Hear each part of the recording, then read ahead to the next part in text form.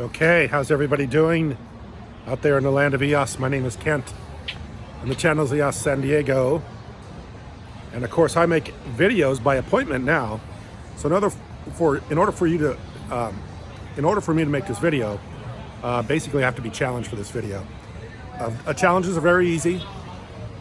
You just have to download the application. Application is in Google Play and the Apple App Store. You download the application and issue me a challenge and ask me what you'd like to make the video about and actually when I make the video. But if you do this, the best way for it to work is to find a specific location, preferably here in State Street, San Diego, or Carlsbad, California. A business location works really nice, where you can just, in here like this one right behind me, it's Ooh La La. I don't know if you can see that or not. Ooh La La Boutique. You know, if you use this as a location, I think it's 2972. Right there it is, 2972. State Street. That way when I take the challenge, I come here and it picks it up immediately. If you do a cross section, cross the intersection, it's harder for me to do that. For some reason, it picks up business locations because of the way GPS is set up. And of course, we're using Google Maps, so it's the way Google Maps is set up. It picks up a business location easier than kind of an intersection, business intersection, or an intersection, street intersection. So if you make me a challenge, let's say today is November 2nd. If you say, okay, I want to make a challenge tomorrow, it's November 3rd, make it for at least the 5th or 6th. So 3rd, 4th, 5th, at least the 5th or 6th. So it gives me enough time to take the challenge, to accept the challenge, and then to be here at the beginning of the challenge to make the video. So give me a couple, 3 days out from when you make the challenge. So if you make the challenge on November 3rd, give me the 5th, the 6th, or the 7th to start the challenge. I don't care when you end the challenge, but just make sure you start the challenge at least 3 days out. The other thing I'd like to have you do is make sure you do it, it's Greenwich Mean Time, Do it like 2300, 2400 hours, which is a 24-hour clock. So 12 o'clock would be 12 noon, 24 would be midnight. So I usually get out here by 11, 11:30. So make it 22, 23, 2400 hours Greenwich Mean Time, 3 or 4 days out in advance, and I will be happy to do your video and accept the challenge. And of course, you can stake a few tokens. You get 20 free tokens just for downloading the application. So give me a token or two, and I'll be happy to make a video. And I've had quite a few people issue me challenges. In fact, I got a couple here tonight I'm going to read. And I think I did one the other night with Boyd, and did a couple people asked me some other questions. So, but I got a pretty good question tonight I'd like to read. It's by ELDGAR. I think it's WALRUS. I don't know how to pronounce that, but he asked me the question. He asks me, please talk about how, and you can read this on the blockchain. This challenge is on the blockchain. So if you go to Blocks.io or if you go to EOS Flare, you can actually read this challenge that I'm reading right now. Although I don't have my glasses and it's hard for me to read. How people, basically what the question says is, how can ordinary people add value to the EOS community? So what he's saying is, what can ordinary people do to become part of the EOS community, to become part of EOS? How can they be involved? Which is a great question. You know, how do we get involved? How do they get involved? And I thought about that for a while because it is a great question. And it reminds me of the story that my son told me pretty early on. And he was talking to me about this guy one time that got interviewed for some blog or some podcast. And the person asked him who he was, and he said, I'm the president of Bitcoin. He represented himself as the president of Bitcoin. And of course, the person that was interviewing him was quite impressed. Oh, you're the president of Bitcoin? He goes, yes, I am the president of Bitcoin. And he started talking very well about Bitcoin, all the stuff that he knew about Bitcoin, all so on and so on. At the end of the interview, the person was really quite impressed and asked him, how did you become the president of Bitcoin? And the guy basically said, I was self-appointed. I self-appointed myself the president of Bitcoin. This is a decentralized community. You don't have to wait for somebody to invite you to do something. You can do whatever you want to do. You want to be the president of EOS? Have at it. You're the president of EOS.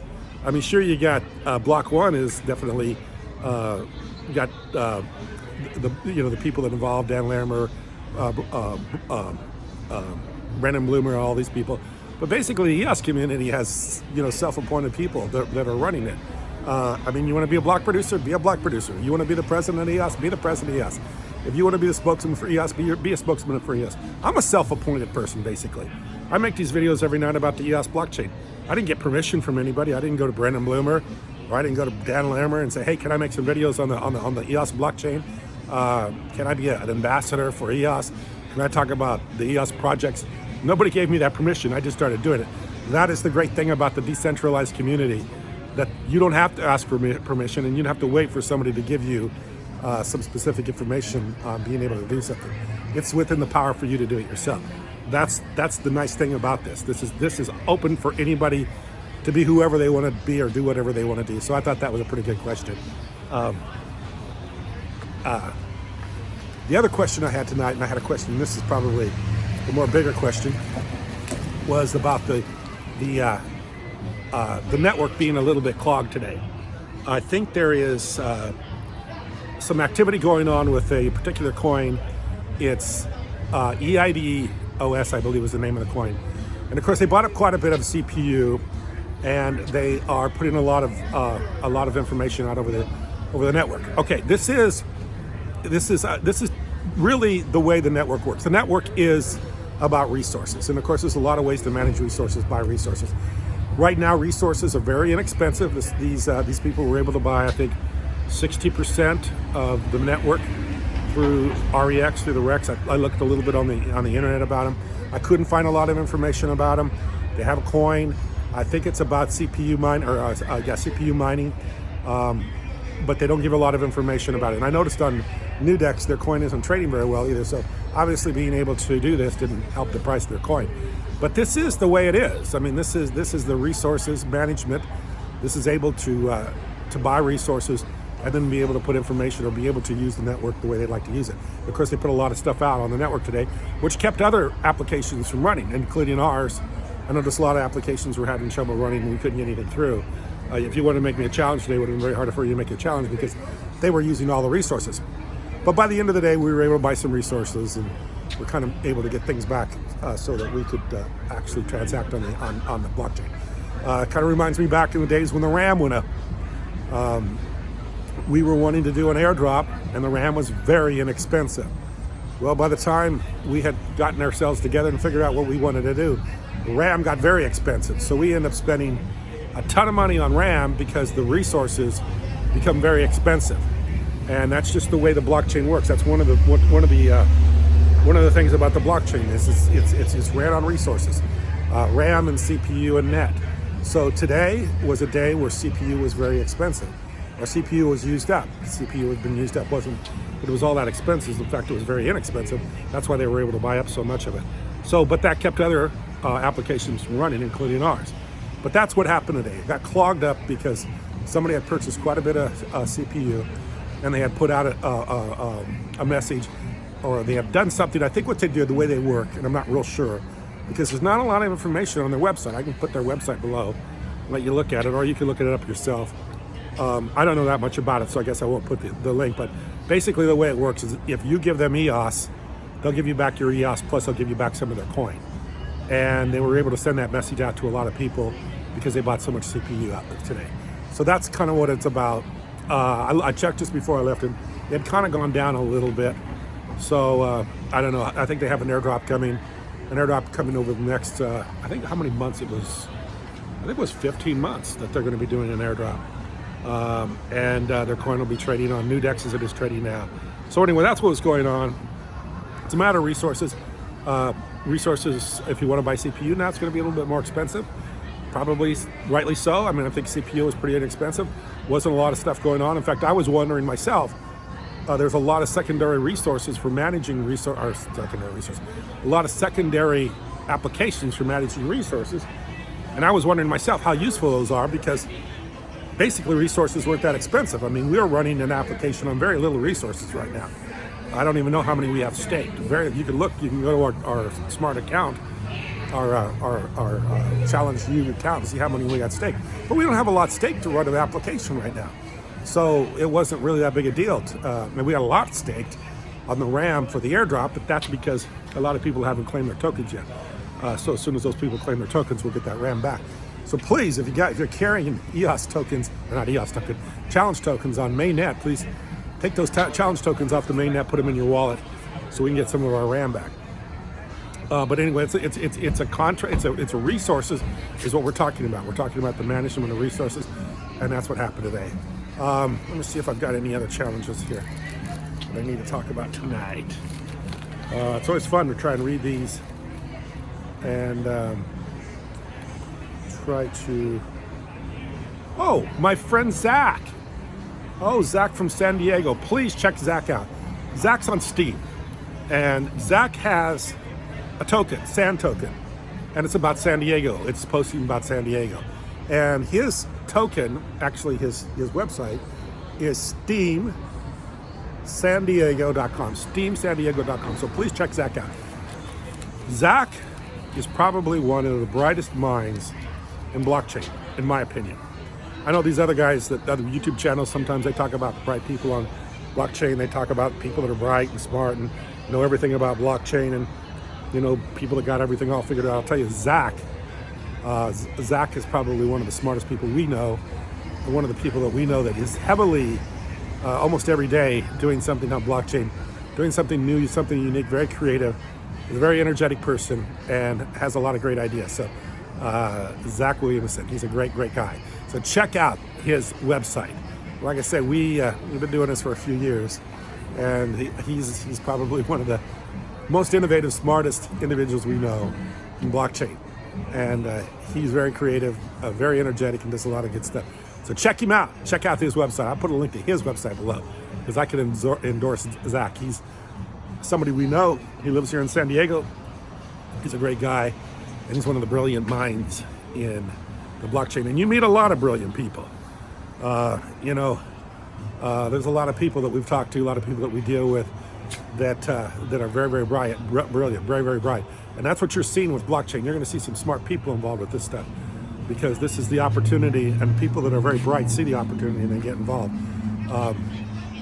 Back to the management of resources. I was thinking about this afternoon, that early on everybody talks about Facebook, and I remember I was listening to a video with Zuckerberg, and he was talking to the people at Harvard. He never graduated from Harvard, but he was back at Harvard and was discussing Facebook. And of course, everybody was like, how did you do Facebook?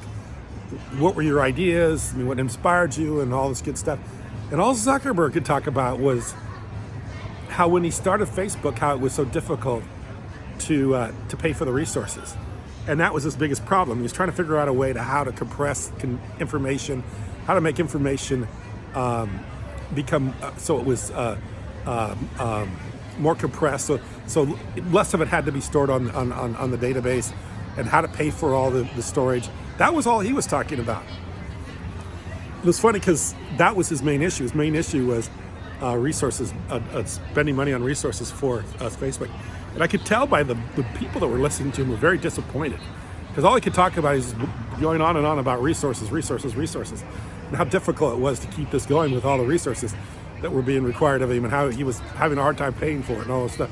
And that's all he could talk about. That was his thing. He's like, oh my God, this was such an incredible amount of work to keep this going, because I had to pay for all these resources, and I had to keep these resources going. I couldn't do it, and I didn't know how, and blah, blah, blah. And it was, I don't know if that video is still up. It's been quite a few years since I watched that. But I thought that was kind of funny, because here's the guy that created this massive organization, Facebook, and all he could worry about was how hard it was for him to keep it going at the beginning, because he didn't have the financial resources in order to pay for all the storage that was required of it. Same thing with the guys that started YouTube. I remember they did the same thing. The one guy had his credit card all maxed out, paying for video storage for the uploading of all the YouTube videos before it was YouTube, before Google bought him. So this is a big thing, the resources, big things for resources. A lot of people have to worry about this when they're doing something big, and we're using up a lot of space, a lot of computer space, a lot of CPU and RAM space, a lot of resources, a lot of using a lot of computing power. So yeah, this is a big deal. This is something people are very concerned about. The other thing about Zuckerberg I think is kind of interesting, is that, I don't think he really quite gets the business side of this. I know he doesn't get the stock side of it, because he kind of always says it doesn't think Facebook is as big as it is. And I don't know if he kind of plays that down a little bit. But a lot of these guys that are kind of into the technical side of it, the building, the coding, the programming, they don't quite really understand that what this is really about is it's about people, public investors, that are bought your idea and have actually bid your company up to far more than it's really worth. I mean, Facebook, I don't know what Facebook owns, but they don't have a lot of real estate in New York City. They don't have a lot of real estate in Manhattan. I mean, they don't own vast ranches and farmland across the United States. I mean, what they have is an intangible. It's an idea, and it's worth billions of dollars. And of course, it could go up in smoke pretty quickly.